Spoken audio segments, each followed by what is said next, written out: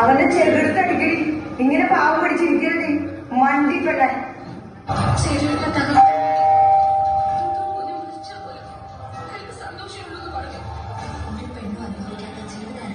അവൻ ദുഷ്ടനാണ് ദുഷ്ടൻ.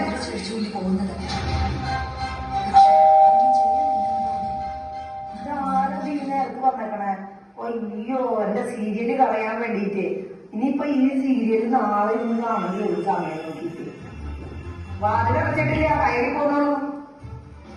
ഓ ലിസിയാ എന്താ വിശേഷിച്ച്? കത്രീന ചേച്ചി എന്റെ മോൾ 10ാം ക്ലാസ്സിൽ ഫുൾ A+ വാങ്ങി. കുറച്ച് ലേറ്റ് തരാൻ വന്നതാ.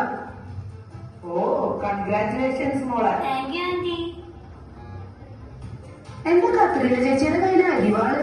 എന്തെങ്കിലും പണിയിലായിരുന്നോ? ഓ അതോ ഞാൻ നഖം വെട്ടായിരുന്നു മോളെ. അല്ല നിന്റെ മുഖത്ത് എന്തോ ഒരു ദുഃഖഭാവം. എന്ത് പറയാനാ ചേച്ചി, എന്റെ മോള് സ്കൂളിൽ ഫുൾ A+ വാങ്ങി. എന്നാ കാറ്റീസത്തിന് തോറ്റു. അവള് പറയുന്നത് എല്ലാ ചോദ്യത്തിലും ഉത്തരം എഴുതിയിട്ടുണ്ടെന്നാ. ആ കാറ്റീസം പഠിപ്പിക്കുന്ന ടീച്ചർ മനഃപൂർവ്വം തോൽപ്പിച്ചതാണെന്നാ അവള് പറയുന്ന. കാറ്റഗിസം ടീച്ചർ എന്തിനാ അവളെ തോൽപ്പിക്കണേ? ഞാനും കാറ്റഗിസം ടീച്ചറുടെ മോളും ഒരേ ക്ലാസ്സിലാണ് പഠിക്കണേ. അവൾക്കാണെങ്കിലോ ഫുൾ A+ കിട്ടിയിട്ടില്ല. ആ ദേഷ്യത്തിന് എന്റെ മോളെ തോൽപ്പിച്ചതാ. മോള് പരീക്ഷയ്ക്ക് ഒന്നും എഴുതിയില്ലേ? ഞാൻ എല്ലാ ചോദ്യത്തിനും നന്നായി ഉത്തരം എഴുതിയിട്ടുണ്ട്. ഓഹോ അന്നൊക്കെ നമ്മുടെ അച്ഛനോട് ചോദിച്ചിട്ട് നല്ല കാര്യം. നമ്മുടെ യൂണിറ്റിൽ കുട്ടികളെ തൊടാനുള്ള ധൈര്യം ആർക്കാണ്ടായത്? അടിച്ചൊതുക്കണം നമുക്ക് ഇപ്പൊ തന്നെ അച്ഛന്റെ അടുത്തേക്ക് പോവാം. യൂണിറ്റിൽ എല്ലാവരെയും വിളിക്കേ, പ്രസിഡന്റിനെയും വിളിക്കേ.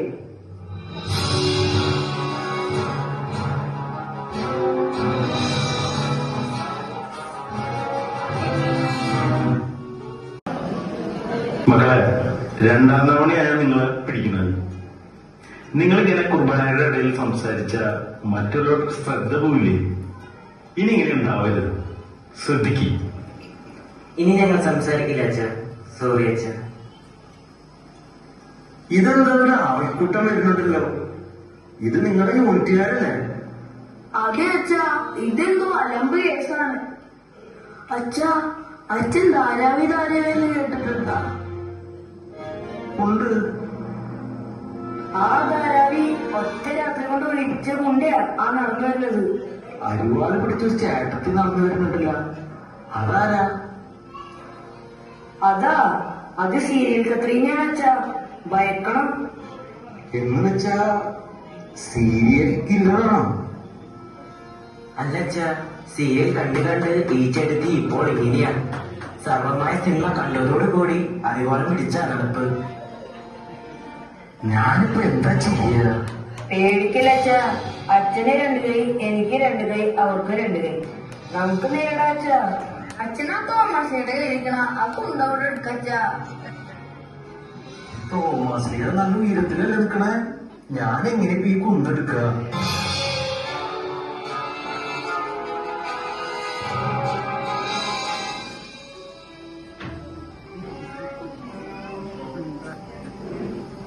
ആ യൂണിറ്റുകാര് എല്ലാവരും ഉണ്ടല്ലോ. എല്ലാരും കൂടി കുമ്പസാരിക്കാൻ വന്നതായിരിക്കില്ലേ? ഓ, ഞങ്ങൾ കുമ്പസാരിക്കാൻ അച്ഛനൊരു പണിട്ട. ഞങ്ങൾ ഞങ്ങളുടെ യൂണിറ്റിലൊരു കുട്ടിയുടെ പ്രശ്നം പറഞ്ഞു തീർക്കാൻ വേണ്ടി വന്നതാ. പ്രശ്ന? എന്ത് പ്രശ്നം? എന്റെ അച്ഛാ, എന്റെ മോള് വേദേശ പരീക്ഷ എത്ര നന്നായി എഴുതിയതാണെന്നറിയോ? ആ കാറ്റീസിനെ അവളെ തോൽപ്പിച്ചു കിട്ടുന്നുള്ളതാ. വേദേശത്തിന് ഫുൾ A+ കിട്ടുന്ന കുട്ടിയാണ്. ആ കുട്ടീനെയാണ് അവര് തോൽപ്പിച്ചു വിട്ടേക്കണേ. ഇന്ന് തന്നെ ആ ടീച്ചറെ പിരിച്ചു വിടണം. ആ, പിരിച്ചുവിടുന്ന കാര്യം നമുക്ക് പിന്നീട് ആലോചിക്കാം. ഞാൻ വേണമെങ്കിൽ ഒരു കാര്യം ചെയ്യാം. ഇവരുടെ ക്വസ്റ്റ്യൻ പേപ്പർ നമ്മുടെ മേശപ്പുറത്തിരിക്കുന്നുണ്ട്. ഞാൻ ചോദ്യം വീണ്ടും അവളോട് ചോദിക്കാം. അവൾ ശരിയായ ഉത്തരം പറയുകയാണെങ്കിൽ അവളെ ഞാൻ ജയിപ്പിച്ചു വിടാം. എന്താ, നിങ്ങൾക്ക് സമ്മതമാണോ? എനിക്ക് സമ്മതാ. ആ, എന്നാൽ ആദ്യത്തെ ചോദ്യത്തിന് തയ്യാറായിക്കൊള്ളൂ. ആദ്യത്തെ ചോദ്യം ഇതാണ്: എരിഹോ മതിൽ പൊളിച്ചത് ആരാണ്? ആ പറഞ്ഞു കൊടുക്കും മോളെ. ഞാനല്ല അച്ഛാ, ചിലപ്പോൾ നീയാകാം, അല്ലെങ്കിൽ ക്ലാസ്സിലെ വരെ ആൺകുട്ടികളാകും. കേട്ടില്ല? ഇതിനെപ്പറ്റി നിങ്ങൾക്ക് എന്താ പറയാനുള്ളത്? നേരാണ് അച്ഛാ. എന്റെ മോൾക്ക് അങ്ങനെ നശീകരണ സ്വഭാവമൊന്നുമില്ലേ. ഇപ്പൊ എന്തെങ്കിലും നാശമാണെങ്കിൽ അതിന് എത്രയാണെന്ന് വെച്ചാൽ ഞങ്ങൾ അങ്ങനെ തരാം. അതിലല്ലേ പൊളിച്ചിട്ടുള്ള പാലൊന്നും പൊളിച്ചിട്ടില്ലല്ലോ. അത് ഞങ്ങൾ പണിത് തരാച്ചാ. ഞാനല്ലേ ഈ യൂണിറ്റിന്റെ പ്രസിഡന്റ്. അച്ഛൻ ധാരാവിന്ന് കേട്ടിട്ടുണ്ടല്ലോ. എനിക്കിതൊരു വിഷയമല്ല. നിങ്ങളൊന്ന് ദയവ് ചെയ്ത് മിണ്ടാണ്ടിരിക്കുമോ? ഞാൻ വേണമെങ്കിൽ ഈ കുട്ടിയോട് ഒരു ചോദ്യം കൂടി ചോദിക്കാം. കേട്ടോ, ഭാരതത്തിലെ സഭയുടെ രക്തസാക്ഷികൾ ആരെല്ലാം? ആ, പിണറായി വിജയൻ. ഉത്തരം തെറ്റാണ് മോളെ. ആള് പ്രതിപക്ഷ നേതാവല്ലേ. വേറൊരു പേര് പറയൂ. ഇനി വേറൊരു പേര് പറയണ്ട. ഞാൻ ഇനി ചോദ്യം ചോദിക്കുന്നില്ലേ.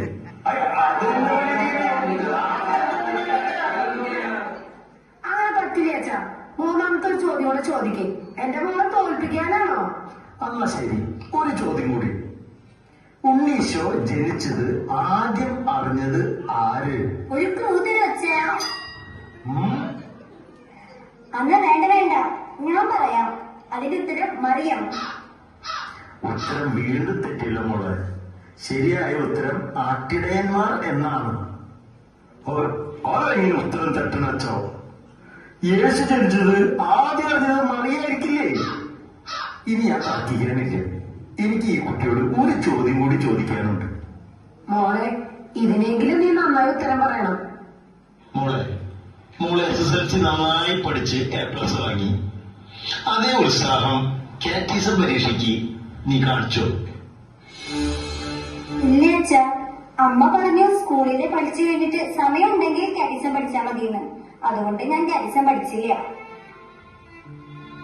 ഇനി ഞാൻ പറയുന്നത് നിങ്ങൾ ശ്രദ്ധയോടെ കേൾക്കണം.